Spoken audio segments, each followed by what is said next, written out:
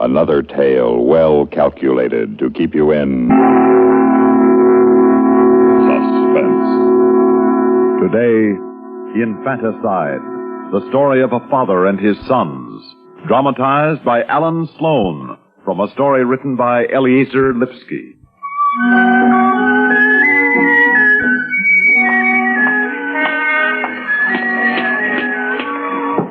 Catman live on this floor, friend? The flat down the end of the hall. Follow your nose. Thank you.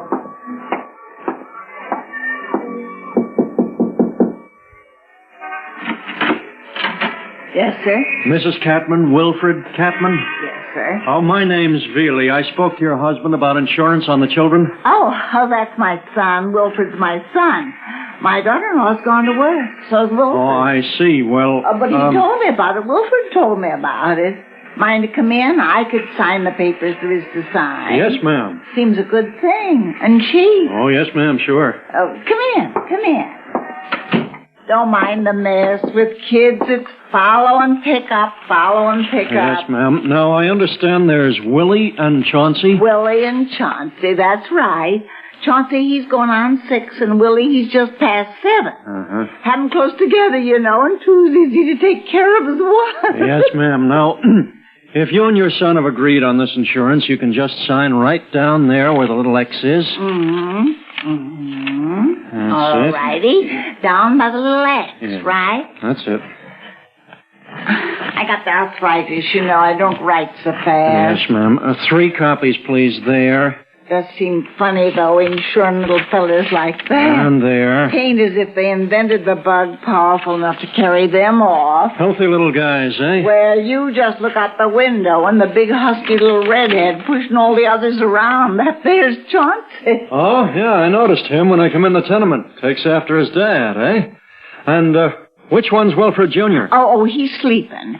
This muggy weather, the asthma takes him in the night sometimes, so we let him sleep late. Oh. We all had the asthma. We all outgrew it. Nobody never died of it in the family. Yeah, Mr. Catman told me about the asthma. It's the humidity these nights bothers him, I guess. Yes, sir, but he's a real fine boy. Not as big as his little brother, but strong and wiry. Long bones. Come 15, 16, why, he'll just shoot right up. Sure, that's the way it is. Now, you have Mr. Catman sign those. I take it Mrs. Catman's at work. Oh, yes, you said that. Yes, she's gone up at 6:30, and you just missed my son. He's off by 8. But you come on in and take a look at Willie. I want you to see he's just a fine, healthy boy. Just the asthma. Oh, no, I don't think Now, I'll take you just a minute. He ought to be up and playing in the sunshine anyway. Bad nights, Willie sleeps with his daddy and mommy. Their room's got the window. Uh-huh. Lord, don't you wish you could sleep like a child sleeps? Yeah.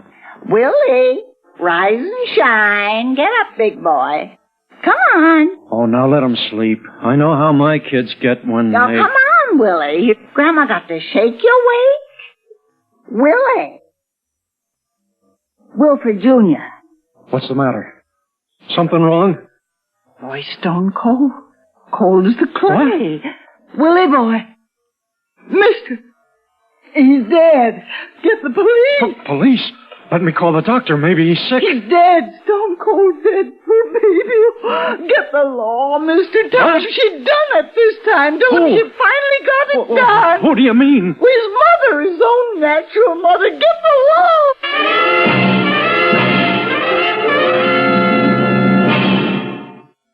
In just a moment, we will return for the second act of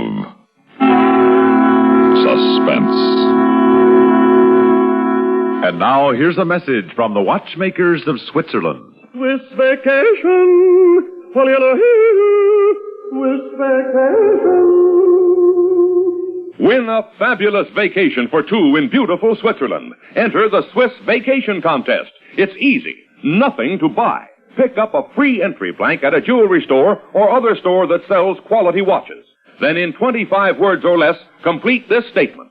A quality watch is the best value because there are 1,000 prizes. First prize, a 21-day vacation for 2 in Switzerland. You fly deluxe Swiss Air both ways. Visit many colorful places.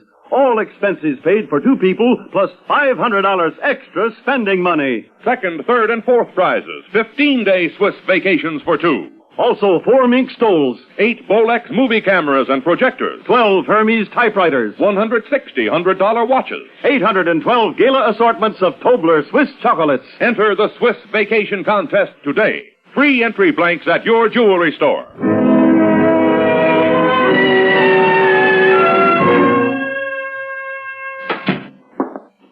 Ed, the father's outside. The dead boy's father, Catman. Oh. How's he taking it? I don't think he knows where he is, what he's doing. It was his firstborn, Ed. Mm-hmm. Nothing on the mother yet? No, Ed. All right, send him in. Mr. Catman. Coming.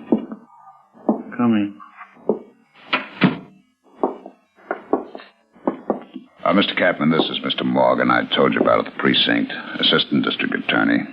I remember. Yes, sir. Mr. Morgan will want to ask you a few questions about the boy. Investigation, you see.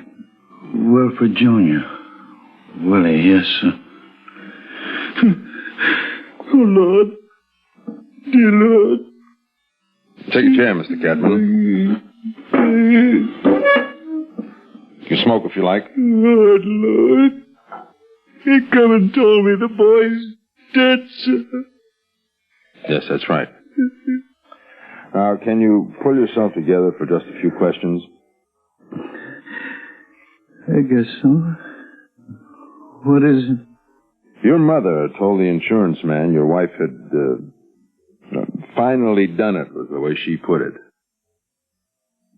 My wife? Yes. Had your wife ever tried to do the boy harm in any way? No, sir. Then what was your mother referring to? Well, there was that time. What time? She lost him. How's that? She took him out and come home without him.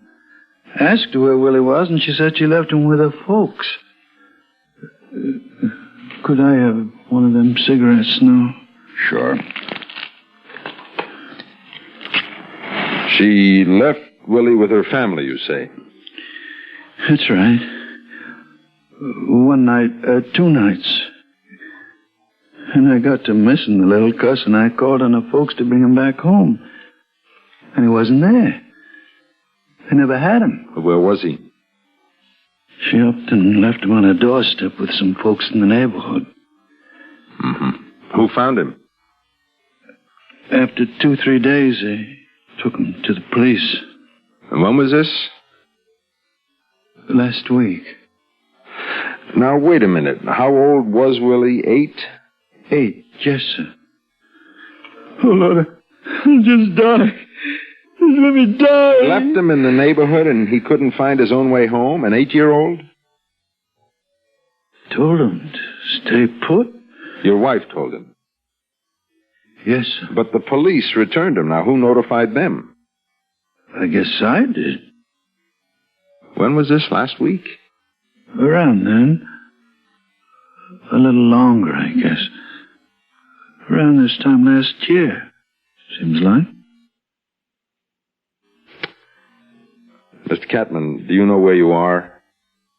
Police. What month is this? Summertime? Detective Russell, may I see you for a minute? Yes, Mr. Morgan.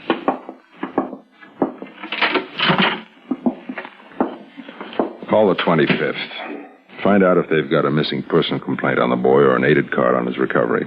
Okay, sure. Now, Mr. Catman. I didn't rightly get your name, Mr. Morgan. Let me ask... Could I rest up a bit? You want me to hold off on the questions for a while? Yes, sir. Is it all right if I pray in here? Well, Yeah, of course. I haven't called upon the Lord not once yet to let the little fella not be dead. I'd like to call upon the Lord to let it all not be. Mr. Catman, get hold of yourself. It's very important. Excuse me. Morgan. Ed, on the wife losing the boy, they remembered it down at the precinct. I talked to the detective who investigated. Did it happen? Not exactly the way he told it. She left him with friends, all right, but it was on account of a fight they'd had. The man and the wife. Right. Well, anyway, the wife was afraid he'd harm the boy. By the way, the 25th has everybody out looking for her. She never turned up at work. Yeah, well, what was the fight about? The boy's father. What? And what were they fighting about? That's what the fight was about, Ed. A running fight since the boy was born. Who was the father? Catman isn't.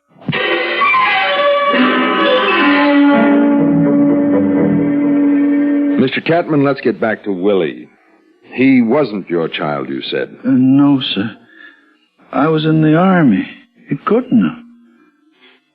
But it was like he was. Was what? My own. Did you like him? Not at the first. But when you put out your finger on this little thing like a hand on a little mama doll with them deep creases to the wrist, you know. When it grabs hold like it was all there was in the world to hang on to for safety and trust. Yes, go on. You can't help loving it. There isn't a man who wouldn't, no matter whose. You loved Willie as a baby. And a boy, too. Oh, dear Lord. Can I see him? I never got to see him yet, sir. Later. Did he ever know you weren't his daddy? Not unless he heard us arguing over it, you know. How did he feel about you? Same way. Love me. I wouldn't trust nobody else. How do you know that? Like with the needles. It was the asthma. He had to have the needles. Injection. Shots. Yes, sir. And he wouldn't let the doctor. Unless I held him. Only me. He said, I know it won't hurt, because my daddy wouldn't let you. Wouldn't let you what? Hurt him. I wouldn't let him. Morgan. This is Sergeant Bowen, 25th. Yes, Sergeant. On that dead boy, we went over the bathroom, Mr. Morgan. The toilet was stopped up, so we took a snake to it. What did you find? A necktie.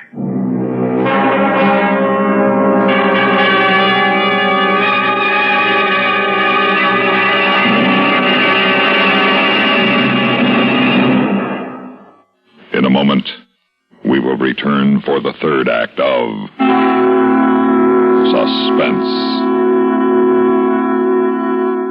Hola, amigo. You want to know about stereo phonographs? Listen to my last bullfight on ordinary stereo. Ole! But now, Columbia Stereo 1.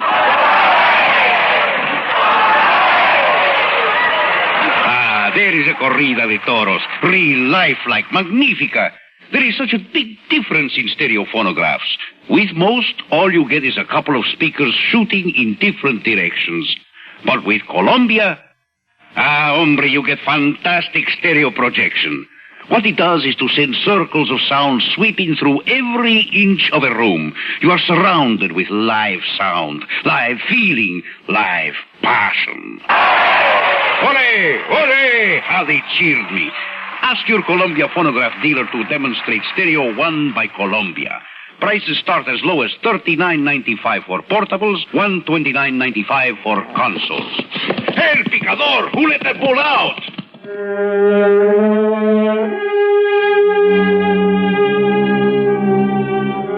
He'd have these asthmatic attacks at night, you'd say.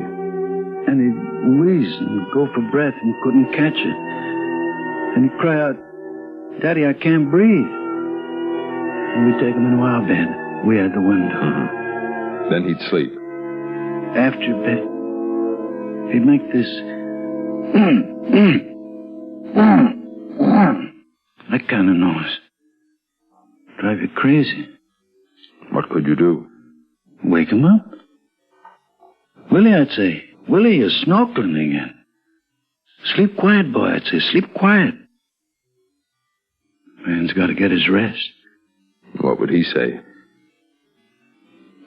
Mostly nothing. And go back to sleep. But sometimes just, Daddy, like that.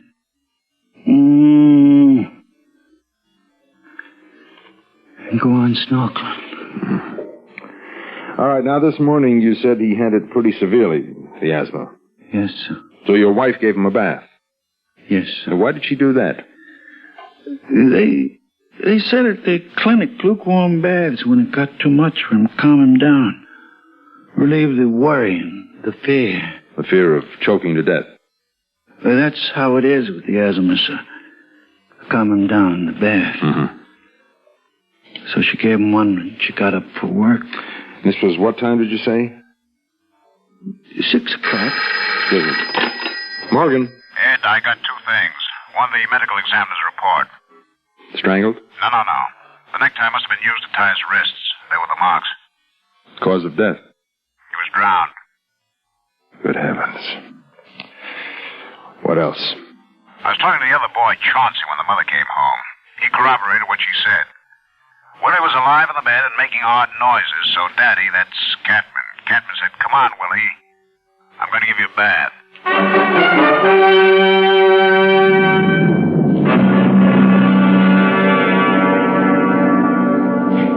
In just a moment, we will return for the concluding act of Suspense. Meet star Stuart Irwin. Nothing's worse for an actor than a nasty cold. To feel better quickly, I take wonderful 4-way cold tablets. The fast way to relieve cold distress. Right. Tests of all the leading cold tablets proved 4-way fastest acting. 4-way starts in minutes to relieve muscular pains, headache, reduce fever, calm upset stomach, also overcomes irregularity. Take my advice. For your next cold, take 4-way cold tablets. The fast way to relieve those cold miseries. 4-way, only 29 cents. Our program will continue in a moment after a word about another fine product of Grove Laboratories. Does dandruff dull your hair, leave scalp itchy? Get Fitch Dandruff Remover Shampoo and get rid of unsightly dandruff in 3 minutes. 3 minutes with Fitch regularly is guaranteed to keep embarrassing dandruff away forever. Apply Fitch before wetting hair, rub in 1 minute. Add water, lather 1 minute. Rinse 1 minute. Every trace of dandruff goes down the drain. 3 minutes with Fitch, unsightly dandruff's gone. Fitch can also leave your hair up to 35% brighter. Fitch Dandruff Remover Shampoo.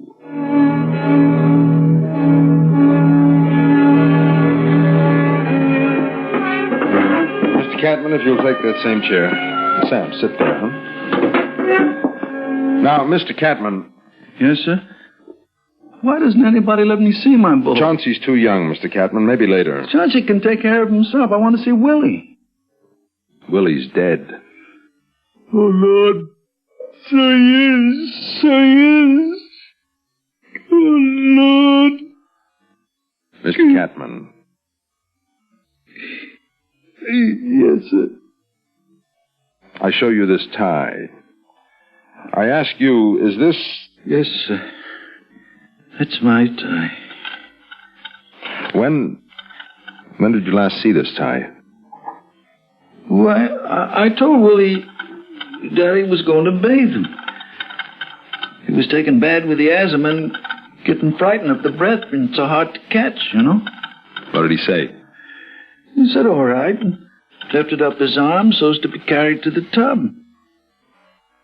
I shut the bathroom door with my elbow. I was carrying Willie, you see. The tie. Well, I tied his hands. What did he say then? Asked me what for, and I said to play cops and robbers. It was really so there'd be no splashing. And then? I gave him a bath. Did you... Tell me, what did you do then? I looked at him. With his hair all brown and long.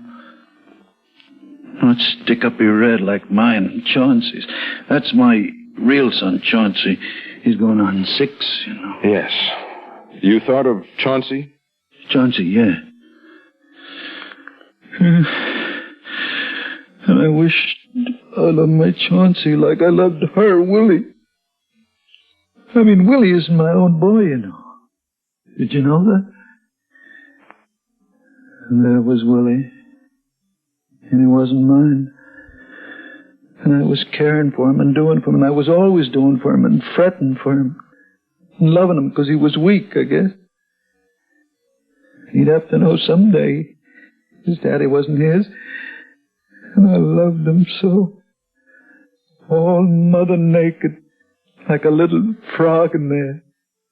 And loving me back, trusting me. And I knew I didn't love my own child. That's Chauncey said. Didn't at all, not half, no less, so much as Willie.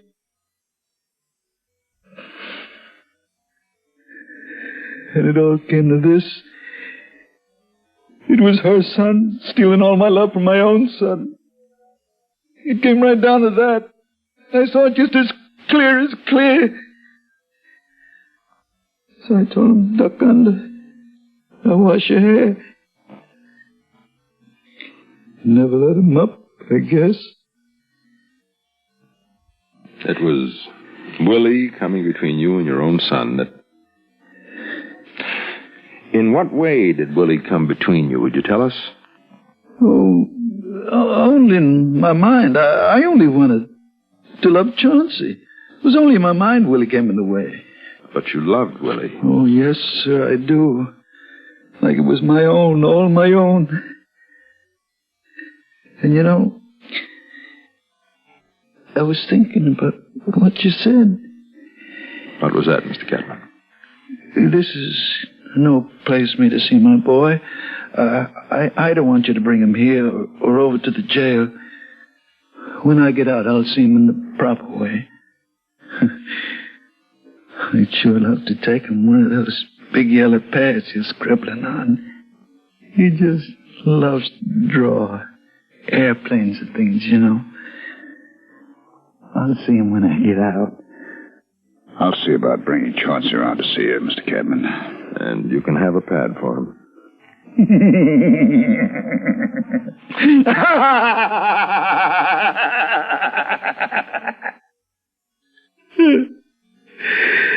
Oh, you keep getting mixed up.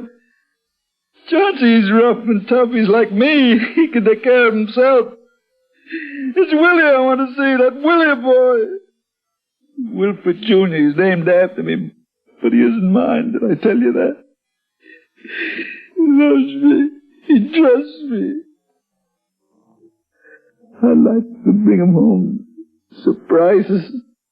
Ed, haven't you got enough, can't you? Yeah, sure. Mr. Catman, go with the man.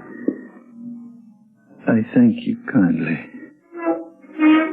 You've all been most kind.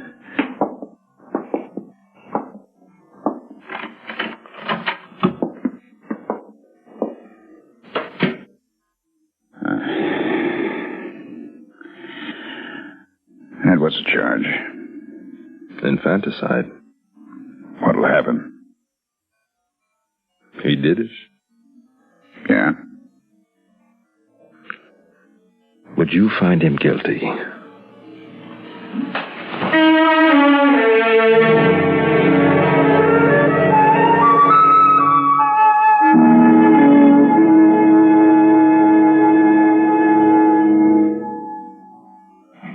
Suspense. You've been listening to Infanticide, dramatized for suspense by Alan Sloan, from a story written by Eliezer Lipsky. Heard in tonight's story were Santos Ortega as Mr. Catman, with Nat Polan, Ralph Bell, Ruth McDevitt, Frank Butler, and Danny Ocko. Listen again next week when we return with The Crisis of Dirk Diamond by Sam Locke, another tale well calculated to keep you in suspense on CBS Radio. You've been listening to the OTR Gold Network. Find more classic radio at otrgold.com.